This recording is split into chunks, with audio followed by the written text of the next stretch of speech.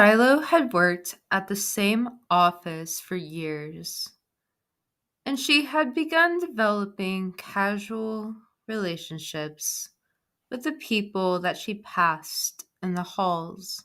The conversations were always brief, but they offered a small level of comfort to her that added to her overall desire to stay at the otherwise monotonous job.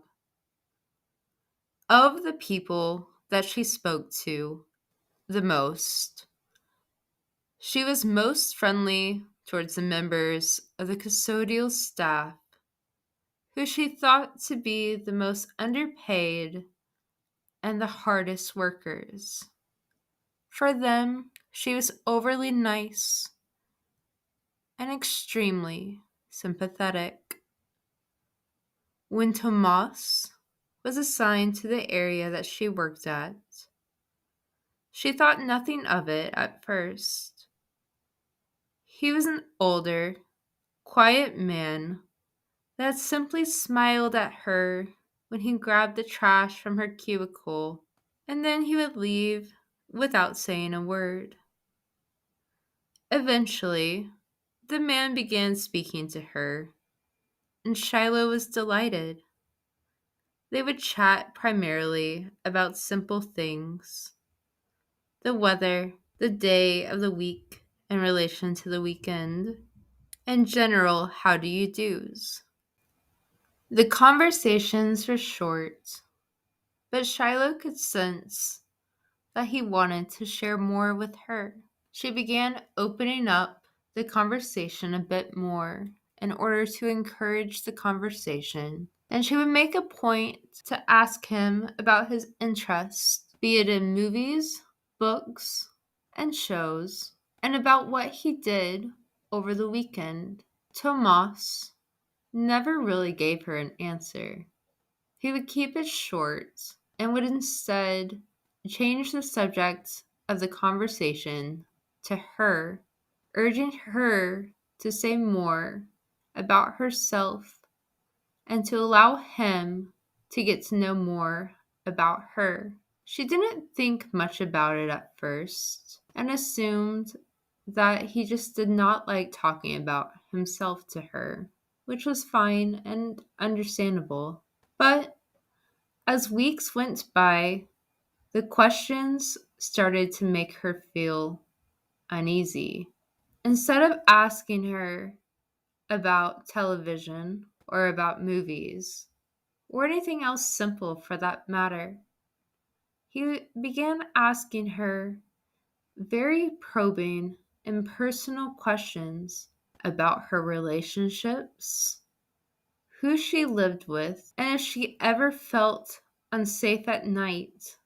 Shiloh was an overly honest person, and she told him that she was single, that she lived alone, and that she lived in a relatively safe neighborhood where she didn't really feel nervous at home alone.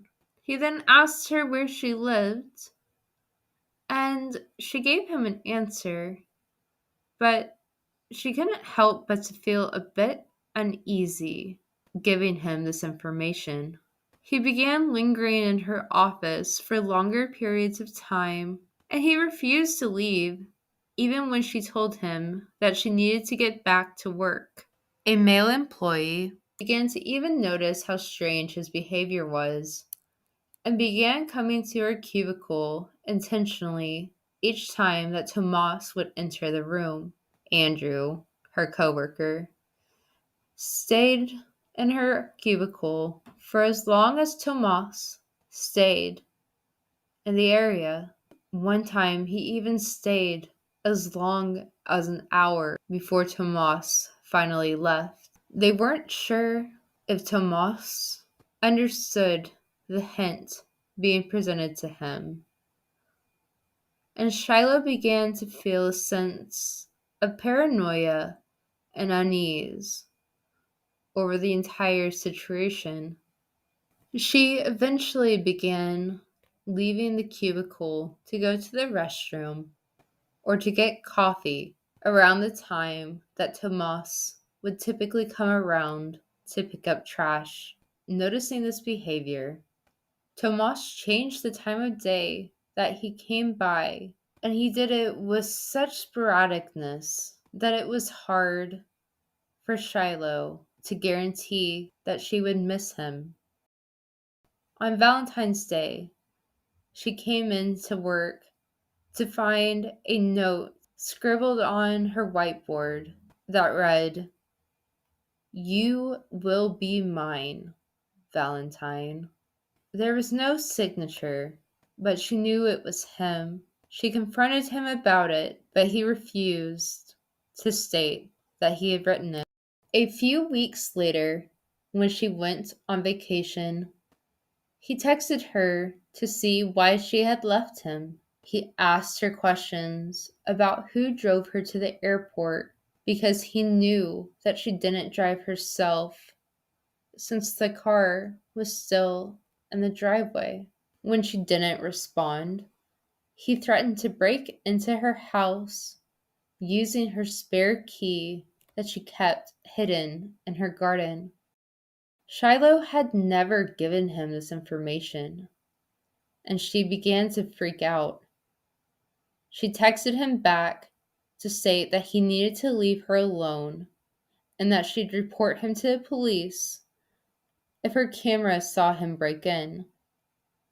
He didn't respond for a while, and just when she was starting to feel at ease, her coworker Andrew, now her boyfriend, who had driven her to the airport, called her over a text message that he had received from Tomas. It was a photo of him lying in her bed masturbating. And the caption he wrote said, "You may get to drive her to the airport, but I'm the one in her bed." How he knew that Shiloh did not have security cameras and where she kept her key, she never found out. Andrew had called the police to report a breaking and entering, but there was no trace left behind. Shiloh didn't know what to do. She tried to report the incident to Tomas's boss, but he said that although he felt for her, Tomas was no longer his responsibility, as he had not shown up for work and that he had been fired accordingly. Andrew helped her set up cameras, and she never saw Tomas again. But the thought of him in her bed stuck with her until she eventually had to move states.